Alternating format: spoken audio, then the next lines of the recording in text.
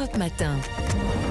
7h, 9h, Dimitri Pavlenko. 7h53, l'édito politique sur Europe 1 avec Le Figaro. Bonjour Alexis Brézet. Bonjour Dimitri, bonjour à tous. Alexis, la réforme des retraites met LR sans dessus-dessous. Tous les chapeaux à plumes du parti s'en mêlent, donnent leur avis. Tous, sauf un, Laurent Wauquiez. Alors lui, il dit pas un mot. Est-ce que vous savez, Alexis, où il est passé ? Bon, écoutez, on va peut-être attendre un peu avant de déclencher l'alerte enlèvement. Soyons honnêtes, Laurent Wauquiez a parlé des retraites. Une fois. C'était le 20 janvier, dans sa région Auvergne-Rhône-Alpes, lors de ses vœux à la presse. Et ce jour-là, il a dit « Cette réforme n'est pas celle que j'aurais faite, et elle a des lacunes, mais le principe de responsabilité consiste à ne pas s'y opposer. » Bon, c'est vrai, on a connu des manifestations d'enthousiasme plus délirantes. C'est vrai aussi que depuis, il n'en a pas dit davantage. Et c'est sans doute là que le bas blesse. Alors que l'affaire peut se jouer sur un fil, les responsables de la droite favorables à la réforme ont un peu de mal à comprendre que Wauquiez ne mette pas tout son poids politique dans la balance. Et ils le comprennent d'autant moins que parmi les députés rebelles au projet, le hasard veut qu'on compte un certain nombre, et même un nombre certain, d'élus de Rhône-Alpes, la propre région de Laurent Wauquiez. Et évidemment, ça fait désordre. Mais s'il est pour la réforme, Alexis, pourquoi Laurent Wauquiez continue-t-il de garder le silence ? Il y a d'abord une raison évidente, c'est qu'au fond de lui, il n'a pas envie de voler au secours d'Emmanuel Macron. Que le président patauge un peu, qu'il soit pourquoi pas dans l'obligation d'utiliser le 49.3, voilà qui ne le chagrinerait pas trop. Mais il n'y a pas que ça. Il y a aussi que ce silence s'inscrit dans une diète médiatique nationale, voulue, calculée, théorisée par Laurent Wauquiez depuis maintenant 3 ans, et qu'il ne rompt qu'en de rarissimes occasions. On l'a quasiment, par exemple, pas entendu pendant l'élection présidentielle. C'est vrai.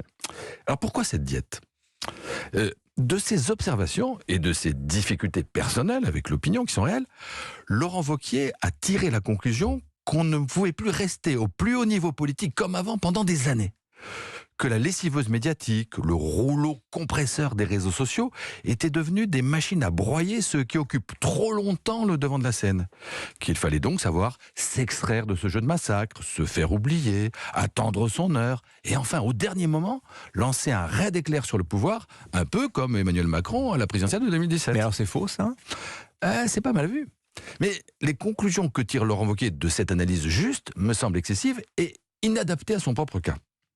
Excessive, parce que en vrai, on peut fort bien économiser sa présence médiatique sans disparaître tout à fait. Alors, on comprend qu'il n'ait pas envie de polémiquer au quotidien avec Marine Tondelier ou Stanislas Guérini. C'est vrai, c'est pas exaltant.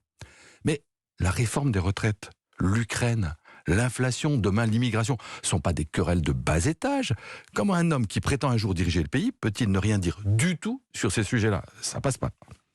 Ajoutons que le vrai sujet personnel de Wauquiez, ce n'est pas de préserver son capital sympathie, en vérité il est assez maigre, mais de le reconquérir, voire de le conquérir tout court. Alors, et bien sûr, en s'exposant, il prend le risque de déplaire, ça c'est la vie. Mais en ne disant rien, en donnant le sentiment qu'il se dérobe, il prend celui de disparaître, et comme la nature politique a horreur du vide, d'ouvrir un espace à d'autres concurrents. Vous savez, pour justifier sa stratégie, Laurent Wauquiez invoque parfois l'exemple de Jacques Chirac. Peut-être devrait-il imiter cette forte maxime de Chirac, justement, un chef, c'est fait pour... Cheffer. Bravo. Merci Alexis Brézet du Figaro. C'était votre édito politique sur Europe 1.